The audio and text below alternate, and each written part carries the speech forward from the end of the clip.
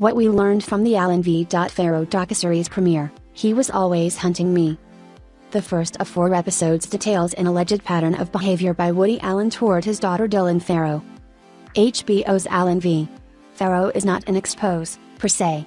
The majority of the information presented in the docuseries, and the allegation of abuse at the center of it, has been previously reported and extensively discussed. What it is a meticulous examination of that allegation, Dylan Farrow's accusation that her adopted father Woody Allen sexually molested her in 1992, when she was 7 years old, its context, and its aftermath. Allen denies any wrongdoing and was never charged with a crime. As Kristen Baldwin wrote in her review of the docuseries, what makes Dylan Farrow all the more devastating is that it isn't packed with explosive revelations, it just puts all the evidence together and lays it at our feet.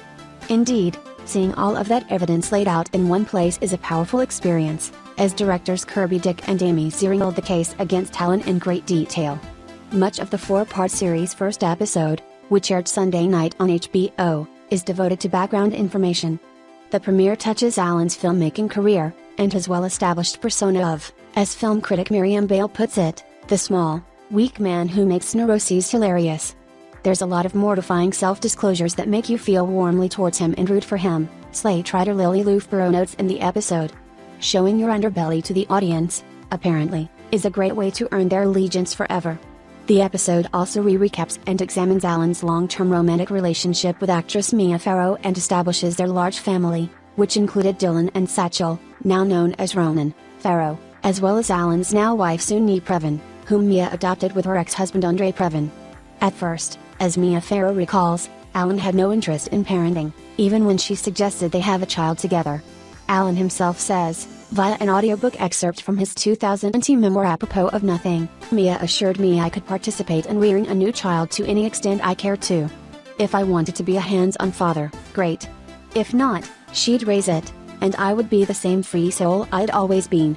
They soon agreed to adopt a child instead, but Mia Farrow relates that Allen had a request, rather than another baby from Asia, as Mia's children Moses, Lark, Daisy, and Soon-Yi had been, he might be more kindly disposed if it was a little blonde girl, Farrow recalls. I thought, if he cares about that, I should try to find a little girl like that, and then maybe he'll love her. That girl was baby Dylan, who, Allen says in another audiobook excerpt, he quickly found adorable, and found myself more and more holding her, playing with her, and completely falling in love with her, delighted to be her father. It escalated from there. After establishing this backdrop, the episode lays out a pattern of inappropriate behavior from Allen, who Mia Farrow, Dylan Farrow, and other eyewitness claim was possessive of the young girl.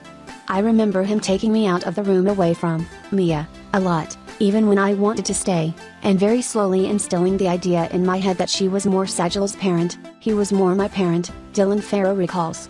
Like I was daddy's girl. Interviewees recall Allen following Dylan relentlessly and taking her away from the other kids. Their accounts are accompanied by home video footage of Allen holding or looming over the young Dylan, which they say began to provoke a fearful and withdrawn response. He would come, she would run away from the door and say, "Hide me," Farrow family friend Priscilla Gilman says. At first, I thought it was a game, but then I realized that she actually sensed this kind of smothering energy from him. She started locking herself in bathrooms, Mia Farrow says. She wasn't like that when he wasn't there. She was fully conversant, and then the minute he would walk in, she would become an animal. I was always in his clutches, adds Dylan. He was always hunting me.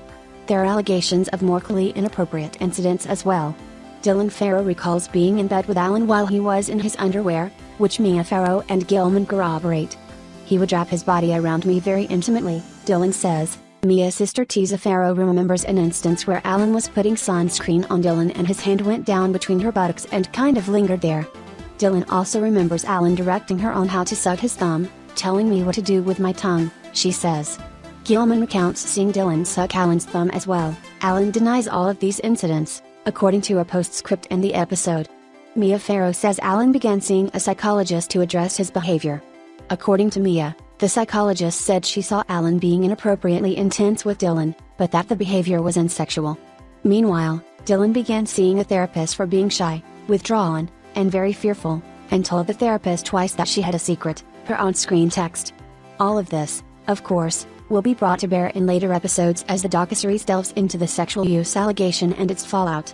The premiere leaves off in January 1992, when Mia Farrow discovered nude photos of then 21-year-old college student Soon Yi in Alan's apartment. It should be emphasized, again, that much of this information was already available. Mia Farrow shared the same account of Alan's behavior toward Dylan during the custody trial that followed their breakup. By including it here, Dick and Ziering begin to craft a portrait of Alan that lends credibility to the allegation, pushing back against both his on-screen persona and the version of events he spun in the media at the time. The relationship between Soon Yi, Mia, and Alan will also be explored further in later episodes, but the nude photo incident puts an unnerving button on this installment. When Mia told her about Alan and Soon Yi, at the direction of Dylan's therapist, Mia says, "Dylan remembers, that was the first instance that I thought, oh, it's not just me."